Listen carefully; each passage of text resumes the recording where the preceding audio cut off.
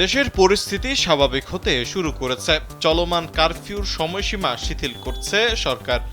এ অবস্থায় সরকারি বেসরকারি অফিসের সময়ও বাড়ানো হয়েছে।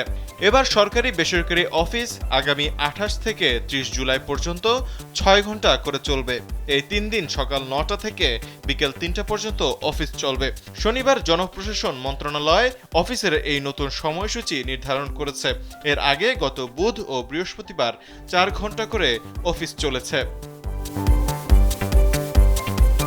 কারফিউ জারি হওয়ায় গত রোববার থেকে মঙ্গলবার পর্যন্ত সাধারণ ছুটি দিয়েছিল সরকার। কিন্তু কারফিউ শিথিল হওয়ার পর সরকারি বেসরকারি অফিসগুলো খুলে দেওয়ার সিদ্ধান্ত হয়। বাংলাদেশের একমাত্র মাল্টিন্যাশনাল টাইলস ব্র্যান্ড আরএকে সিরামিক্স। তবে স্বাভাবিক সময়ের মতো চলছে না অফিস। ছুটির অন্যান্য শর্তগুলো আগের মতোই থাকবে বলে জানিয়েছেন জনপ্রশাসন মন্ত্রণালয়ের একজন কর্মকর্তা।